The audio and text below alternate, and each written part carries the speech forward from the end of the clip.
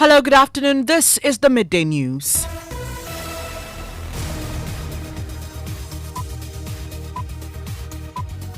The news is live on Joy 99.7 in Accra, Love 99.5 in Kumasi, affiliates across Ghana's 16 regions, including Jubilee Radio Keta, Sun City Radio Keta, Saboba FM Saboba, and A1 Radio Bolgatanga. We are live on Twitter Spaces, Facebook live stream, and my Joy Online interactive app. The Midday News is sponsored by Duraplast Ghana Limited, producers of quality PVC pipes and water tank. Where Duraplast goes, water flows. Coming up, NPP flag bearer aspirants want party to implement decentralized superdelegates conference in a credible and transparent manner as they express disappointment with the party's decision to ignore their calls for a centralized poll. They must be prepared to be firm and to be transparent. We don't think that it's a decision that inures to the benefits of all the aspirants. One aspirant, Vice President Dr. Mahmoud Bawumia, is however satisfied with the current arrangement. The position of the team has been as it was before the decision, that it didn't matter either way to the campaign team.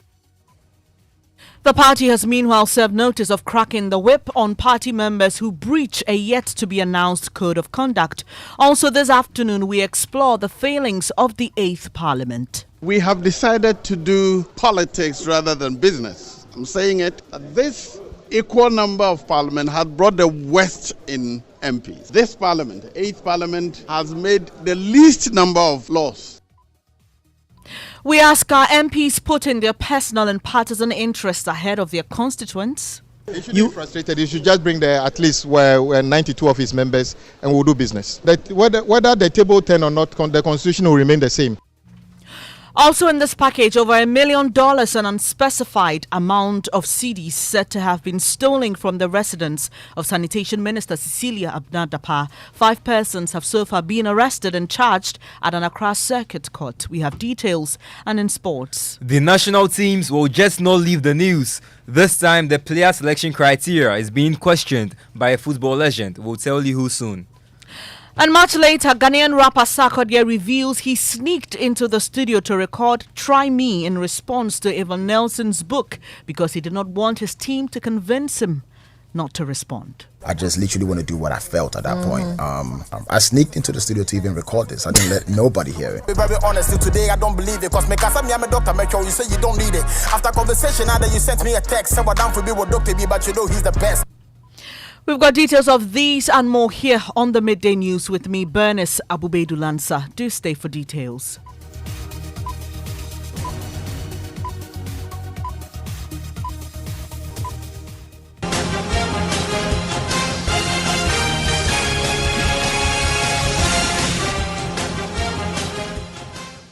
Thanks for staying on your election headquarters. And now there are calls from the camp of some MPP flag bearer aspirants for a credible and transparent superdelegates conference. This comes in the wake of the party turning down a request to hold centralized polls.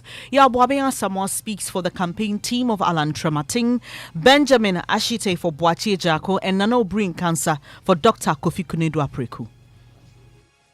Disappointed that the party leadership could not seize this opportunity to reassert control of the party. However, I think going forward, they can demonstrate that they are in charge by the way they implement the decision of the National Council, however disappointing. The implementation will demonstrate their readiness to meet the aspirations of the grassroots of the party. So they must be prepared to be firm and to be transparent. It is rather unfortunate that the party took that decision for the superdelegate elections to be held on regional basis. We, Team Boatie Jako, believe that the election should have been held at a centralized place. We don't think that it's a decision that inures to the benefits of all the aspirants. Decision to decentralize the voting, on our side, we don't agree to it, even if it has anything to go by. Even the voting at the floor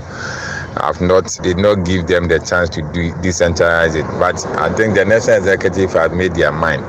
I don't know, maybe we have to seek other ways of addressing this. I don't know the reason why the National Executive is trying to impose this on us.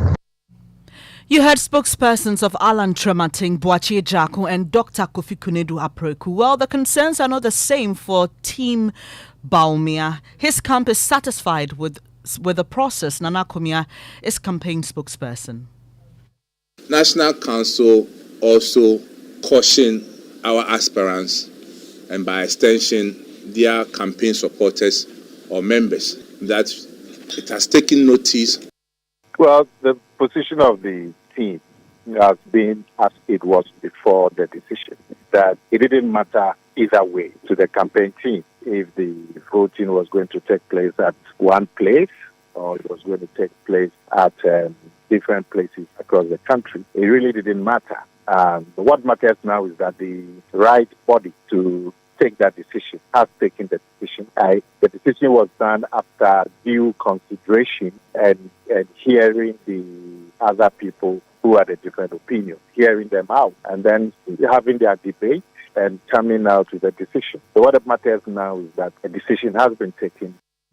Apologies for the earlier mishap. You just heard Nana Komia. He's campaign spokesperson for Dr. Mahmoud Baumia's team. Let's now bring in Chairman of the NPP's Council of Elders, Hackman Owusu-Agyemang. Good afternoon to you, and thank you for joining me on the Midday News. First, sir, beyond the fact that your party has previously used this decentralized system, what influenced your decision, especially at a time where most of your aspirants say they prefer a centralized one? Well, I believe they made a petition, submitted it to a steering committee, which was not clothed with the power to make the decision. So it was sent to the National Council for decision. Unprecedented, we asked all of them to come over and put the case. And I think 3 or 4 of their members spoke at the National Council. Others also did speak with regard to various positions that individuals are taking. At the end of the day, as we always do, we had a vote. There was an overwhelming vote in favor of maintaining the status quo ante. In other words, we should do it as we've always done, and that there was no justifiable reason to change what we have done before. The National Council is made up of over 70 members, and these are party members of some distinguished background. And I don't think anything untoward happened. If you made a proposal to the council, and for one reason or the other, the proposal was not carried, it did not go through, there's no need to be upset about it. We have done it before. If we go by precedent, we've done it before. It was acceptable to all and sundry who participated in the process. And I believe that this time too, it will be done. One thing that we are assuring them, the National Council of Elders, the whole party, is that everything will be done with utmost transparency and without fear or favor. I'm sorry to interject. And I don't think in any way, whatever happened yesterday, in any way goes to undermine the transparency of the process in any way. Mr. Owusu-Agyemang, so you've spoken about this assurance and the aspirants have heard it. Beyond the talk, what exactly are you putting in place to ensure that the process is credible and free and fair? We fought that election before. You and I have all voted before. When you talk about the credibility of elections, it means there's no intimidation. 1. 2, everything is above board. All their agents have access to the materials as has been agreed by the elections committee. By the way, we have to set up also an elections committee, which was done yesterday. And all this will be done to the extent that nobody will have cause to complain that he has been intimidated or has been denied fair access to whatever is due to them as candidates for the flag bearership of the party. So I don't think there's an issue at all as to the And when we are determined to make sure that this is done completely above board and transparent, I think we've done it before and it had been accepted in the past. So I would urge them to understand the situation, that it was not if you like, the pleasure of the National Council that we change the situation. So we have done it as it is. Votes were taken, it's done. So as a democratic institution, we go forward. And all we have to do is make sure that everybody is satisfied with the processes and procedures which are in no way sort of weighted in favor of any of the candidates. All right. I appreciate your time this afternoon. That's Chairman of the NPP's Council of Elders, Hackman Owusu-Agyemang, and we'll be staying in touch even as the party prepares for the Super Delegates Congress. Meanwhile, the General Secretary of the NPP, Justin Frimpong-Kodia, has indicated the party will issue election guidelines today. Stay with us. This is your election headquarters. And now, for the first time in the history of Ghana, the 8th Parliament ushered in a speaker from the opposition NDC with the 137 MPs on each side. The hung nature offered hope for a lot of Ghanaians who expected that the split nature of the House will make MPs alive to their oversight role over the executive. It's been over 2 years now. Their performance, conduct, and approach to the business on the floor has been nothing but worse. These are not my words. They are the words of the first Deputy Speaker of Parliament, Joseph Osei-Owusu. At this time, in the Parliament of Ghana, leaders don't have control. The backbench have control. So the number of backbench and the orientation of backbench you bring in will determine what you get. We have decided to do politics rather than business. I'm saying it. That this equal number of parliament had brought the West in MPs. I've repeated it, I will repeat it again. This parliament, the 8th parliament, has made the least number of laws. We have not cooperated as we did in the past. That's First Deputy Speaker of Parliament, Joseph Osei-Owusu. So there have been boycotts, raising of quorums. These have been the recent tools adopted by the minority side to stall business on the floor. But Chief Whip Governs Kwame Agboja says his side is only going with the dictates of the Constitution. We are doing the best we can do to let business go on. But the House keeps adjourning. No business is getting done. Well, it's constitutional. We don't have one half of Parliament available. That is why we adjourned. It's not part of your strategy, because another person is clearly frustrated. He says you are reneging on the agreements you make in conclave. You are explaining that you frustrated. You should just bring at least 92 of his members and we'll do business. Well, whether the table 10 or not, the Constitution will remain the same. Even if the table 10, the Constitution will require 92 members to be in the chamber to form a decent group. Minority Chief Whip Governs Kwame Agboja speaking to my colleague Kweku Asante. Let's go to Parliament now. Kweku Asante is our parliamentary correspondent. He's standing by, engaging 2 MPs on the subject. Kweku, what are your guests saying? Right, so I have Honorable Andrew Daruchiwite here. Just a while ago, I was speaking with the Deputy Majority Leader who is now involved in a conversation with the Majority Leader.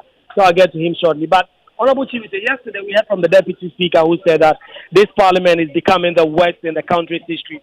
In fact, your side is being blamed for some of the inaction in the House, your consistent raising of quorum matters and all that. That is strangulating business in the House. How do you respond to this claim, first and foremost?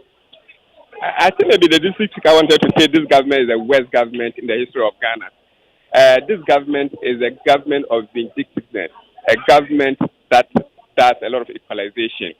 And so the leadership of the majority, they're the ones that are creating all these things with the government. Because if you're a government, you have your leadership in parliament, and then you think that you use laws and other things to intimidate those who are not in your government or those who are not in your party. This is what you get. This is the result. But there's government business to be done. So if you come on the floor and you keep raising matters of quorum, you strangulate government business. Why can't you put aside the sequencing matter and perform your responsibilities as member of Parliament? Let's just put that sequencing issue aside. Ask yourself, how many members of Parliament do they have? They have 137 members of parliament. 92 members of parliament needed in the chamber to do business. Where were the rest? We didn't get up to 92 members of parliament. And so how on earth do you blame this on the minority?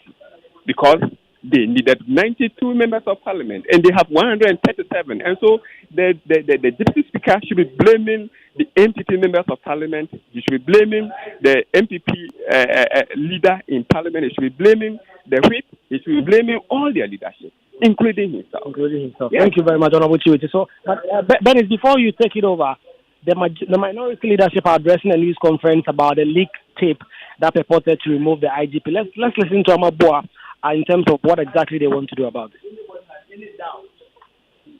The authenticity of that leaked tape.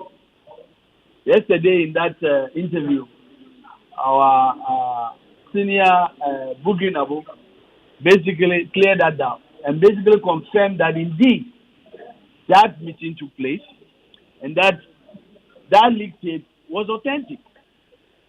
Now, it's very, very clear. We also heard that two of his secretaries, as the interview told us, were picked up at the NIB. I think it's important that we revisit this matter this morning. One, we call on this parliament to basically continue that investigation, independent investigation. And so the speaker had directed that we nominate members who have already done that. We believe that committee must begin work as quickly as possible. So, Bernice, the minority now saying that they expect that investigation to start earnestly as soon as next week.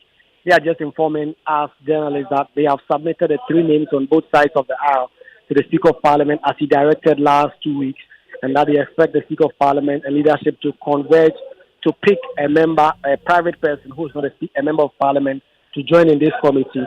They are making these claims on the back of that interview with withBernice yesterday, which has gone public, which he confirmed that he was indeed one of the NPP persons in the tape. He confirms all the things that have been said. They say that makes the work of the committee clear-cut, because in fact, if you look at the committee's terms of reference, there is one of the things they have to do is to verify the authenticity of. Right, that's Kweku Asante there joining us from Parliament. Away from the House, more than $1 million and other items have been stolen from the residence of Sanitation Minister Cecilia Abnadapa. Prosecutors say an amount of 300,000 euros and millions of cedis were also stolen from her Abelimpe residence. 5 persons have so far been arrested and slapped with charges bordering on stealing and dishonestly receiving. Legal Affairs correspondent Joseph Akable joins me with more. First, Joseph, who are these 5 individuals and what are they all in court for? And so there are 2 house helps of the minister, 18-year-old Patience Butche and 30-year-old Sarah Ejay. There's also Patience's father, her current and ex-boyfriend as well, Benjamin Malik Dauda and Kweku Butche. They've also been arrested and charged. The claim of stealing is against the house helps, whereas the current ex-boyfriend and the father are said to have received various amounts of money, hence the offense of dishonestly receiving. And Joseph, these amounts are huge. Do we have a sense of how they were stolen? I mean, was it over a period of time? Yes, over a period of time, but they were taken from her bedroom, the minister's bedroom, which she shares with her husband. We are told that in June this year, the minister discovered that some items and money had been stolen, so she reported the matter to the police. Patience had earlier been found to have entered the room using a duplicate key. She was arrested and granted bail, but she went into hiding. Together with her boyfriend, she said to have rented a 3-bedroom apartment at Tamale for more than 100,000 cedis, as well as a store at a cost of 120,000 cedis. When she was arrested, the police retrieved $40,000 and more than 72,000 cedis from her upon the second arrest.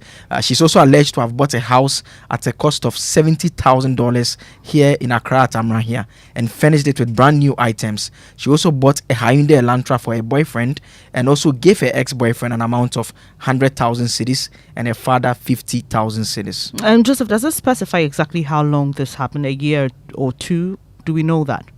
And so clothes valued at 95,000 cedis in terms of what has been taken over the period. It's happened over a period. We are told that we are looking at almost a year interval in terms of when the allegation was made and what the investigation has uncovered. So clothes valued at 95,000 cedis, jewelry valued at at $95,000. Then Kente cloth worth 90,000 cedis, and 6 sets of men's suits valued at $3,000, which are properties of the minister's husband. Legal Affairs correspondent Joseph Akable there. We've now been joined by Vitus Azim. He's an anti-corruption crusader. Great to have you here, Mr. Azim. What do you make of all this? Well, it's not strange because we've been having suspicions about these things. When the dollar was just going up, people were suspicious that people were hoarding it. And so it is not surprising that one individual is keeping $1 million in his or her apartment. And you see, that is what is creating this problem for this country. That's just one person. What if we have 5? What if we have 10 people having that amount of money in their homes? Why wouldn't the city continue to lose value? And because the person is a public officer, we are concerned. If the person was not a public officer, we can say, well, maybe she's doing business and they're making the money. But because the person is a public official, it is of concern to us.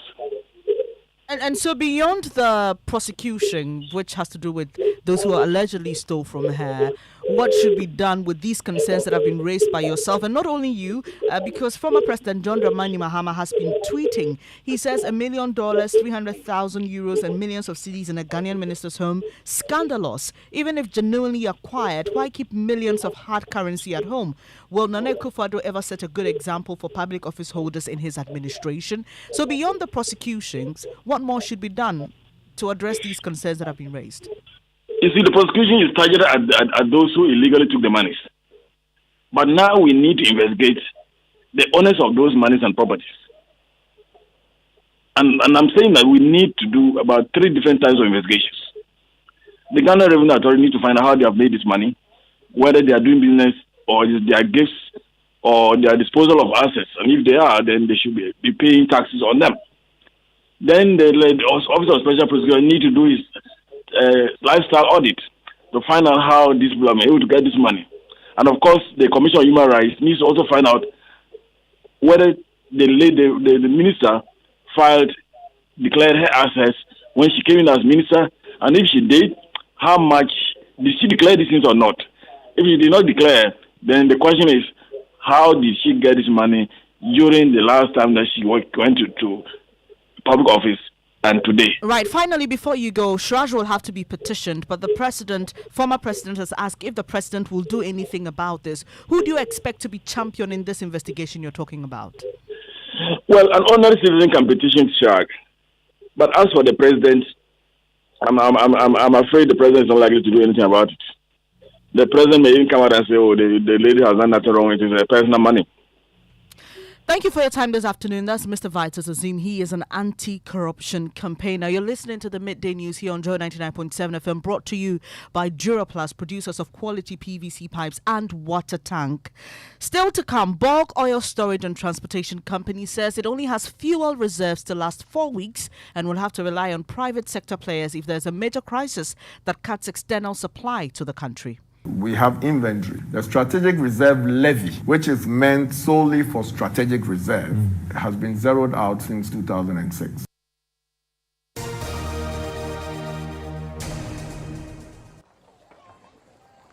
Imagine say water wake up at dawn, no bath, no chop, where it vanish for your area for 2 weeks. You not get 1 drop safe inside your tank. Hey. Haja, our life was in dangerous. Only our neighbor gets water with water tank. Water tank? Yes, water tank.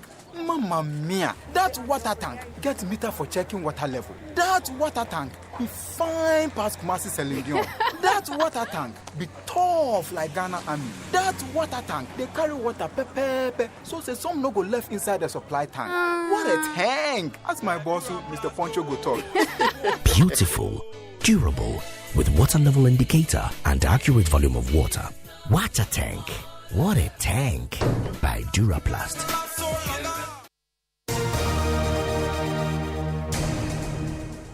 Grateful that you stayed here on the Midday News on Joy 99.7 FM. It's now time for sports with Mishael Queno. Hello, Bernice. We are discussing the national football teams, and legend Ibrahim Sande is questioning the criteria for selection of players across all levels. While the Black Queens have recently put smiles on the faces of Ghanaians, Sunday's inquisition is on the back of the Black Stars, Satellites and Meteors' recent uninspiring performances.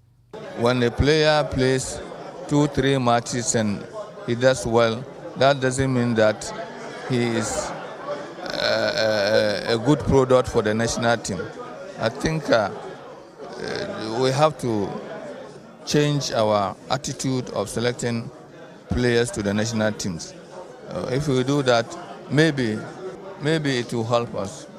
In 1971, Sunday became only the second player and first Ghanaian to win the CAF Player of the Year award. But men who have never and might never win the CAF Player of the Year award will be on Game Plan from 1:15 p.m. Join Fentu Tario and the gang on the same dial. We definitely will. Thank you, Mishael. Now, the bulk oil storage and transportation company BOST says it only has fuel reserves to last 4 weeks and would have to rely on private sector players if there's a major crisis that cuts external supply to the country. BOST is mandated to build strategic reserve stocks to meet a minimum of 6 weeks of national consumption in the short to medium term and increase stock levels to 12 weeks in the long term. But its managing director, Edwin Alfred Provencal, has revealed to Joy News the company has not been able to build a reserve since 2016. This is due to lack of funds. He spoke to George Wiafe on PM Express Business Edition last night. Do you have strategic reserves? Is that we have inventory. I don't call that inventory. Help the Pakojo layman work. So petroleum products in my tanks, but they are not strategic reserves. Why? Because nobody is paying for strategic reserves. The strategic reserve levy, which is meant solely for strategic reserve, has been zeroed out since 2006. Who? I don't know. The NPA obviously got that. That's Managing Director of BOST, Edwin Alfred Provencal, speaking to George Wiafe on PM Express Business Edition last night. He's also calling for the conversion of some existing fuel levies into strategic reserve levy. Now, 1,066 persons lost their lives out of 6,904 reported road crashes in the first 6 months of 2023. According to a road safety report, the Greater Accra region has the highest contribution with 2,886 crashes and 231 fatalities.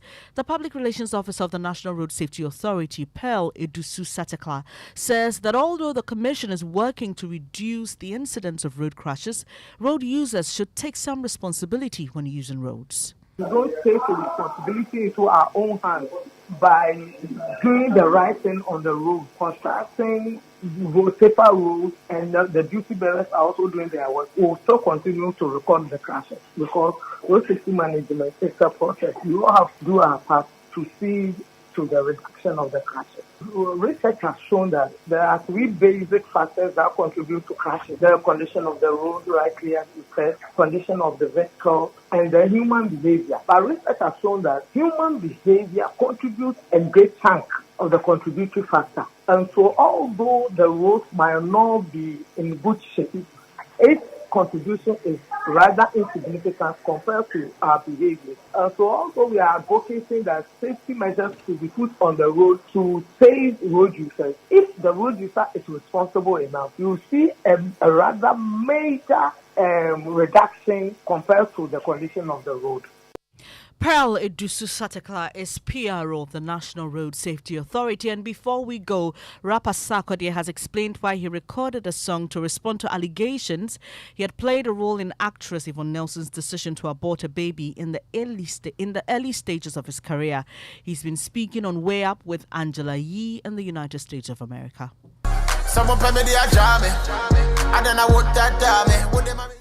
We could have a conversation if you want to talk about it, because it involves me as well. Right. But because people know the SAC doesn't speak, people think they can say something and no SAC is not going to speak, and then it's going to get away with it. Yeah.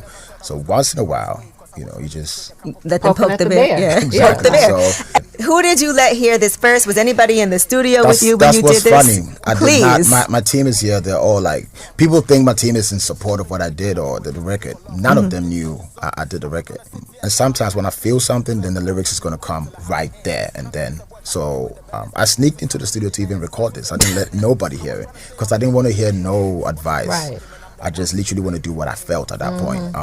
And face the consequences later on. But it wasn't like the whole team sat down and said, this is good to go. I did it personally for myself. To be very honest, today I don't believe it. Cause me cause I'm a doctor, make sure you say you don't need it. After conversation, either you sent me a text, say what down for me what doctor be, but you know he's the best.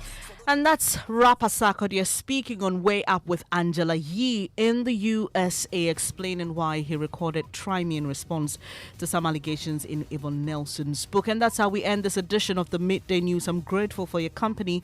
The Midday News is sponsored by Duraplast Ghana Limited, producers of quality PVC pipes and water tank, where Duraplast goes, water flows. There's more news when you log on to myjoyonline.com, including Jamie Foxx shares photo 3 months after medical emergency. Thanks for your company once again. I'm withBernice Abu-Baidoo Lansah. Do stay up. Next is Living Word with Pastor Mensa Otabil.